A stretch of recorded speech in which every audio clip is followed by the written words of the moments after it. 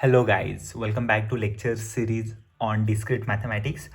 As INSEM and ENSEM exams are coming closer, so we are focusing on major important points in our lecture series. Okay, so within that, Warshall's algorithm is very much important.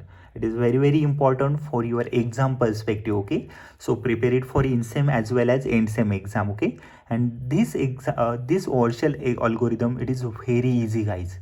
It is very easy. You don't have to just go for the harder calculation. Easily you can find it out. Okay, yes, but you need some basic prerequisites for Warshall's algorithm.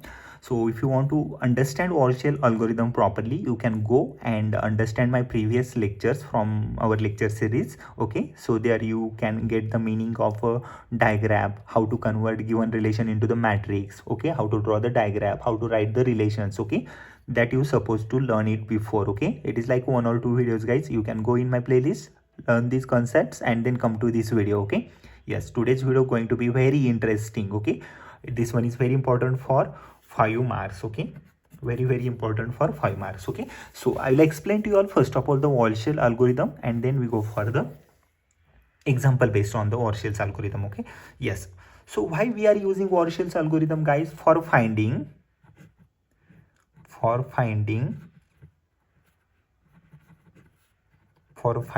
transitive closure.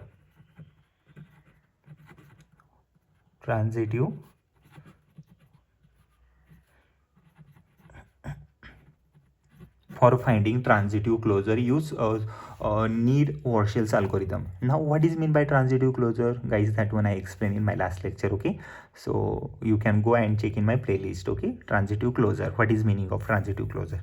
Go and understand the meaning. Okay, traditional method cannot be applicable for finding the transitive closure for bigger set.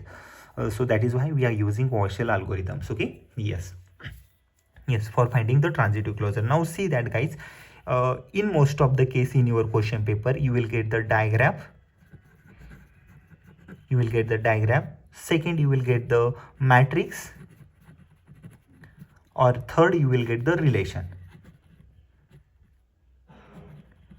for finding a transitive closure. Okay, whether you will get the diagram for finding transitive closure.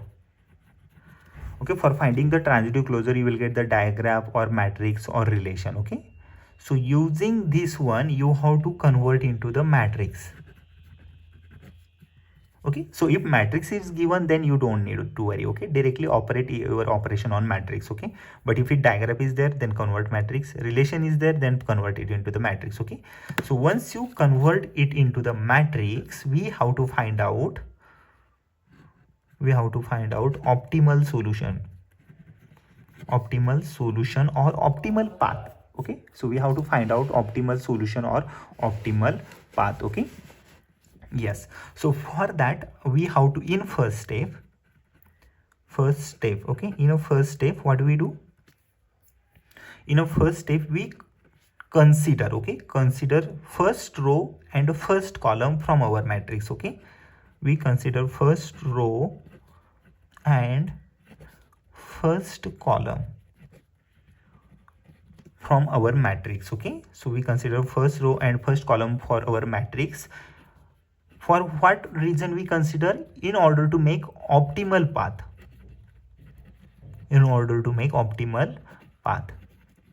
Okay, in order to make optimal path, we consider first row and first column. Okay, so by taking cross product, here we take the cross product. Okay, taking cross product. Okay, by taking cross product we find the optimal path. Okay, so we take cross product, then we move for the second step. Consider second row and second column and find out the optimal path. Okay, find optimal path. You should repeat this one till nth row and nth column. Okay, nth row and nth column you have to repeat nth step. Okay, I'm taking it for n step. You won't get n step in your question paper, guys. Okay, so it can be a 5 by 5 matrix. If the 5 by 5 matrix is there, then you have to take 5 row and 5 column.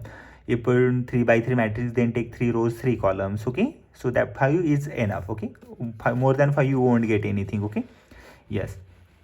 So if matrix is a 5 by 5, order is 5 by 5, then you will have to attain step 5, total 5 step. Okay, yes.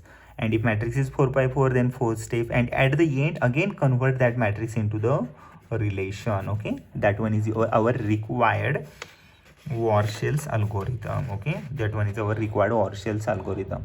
So guys, this one is our entire WARSHALL algorithm. It is very easy, guys. Just for your understanding, I explained some of the steps over here. Okay, so in our next lecture, guys, I'm gonna explain to you all the example, because example is going to be quite bigger.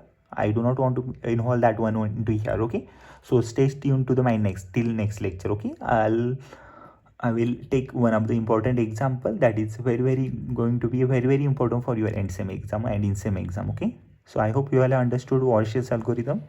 If you want, you can note it down these points while we solve the example. You need this algorithm. Okay, yes. So that is here for our today's lecture, guys. I hope you all have understood everything here.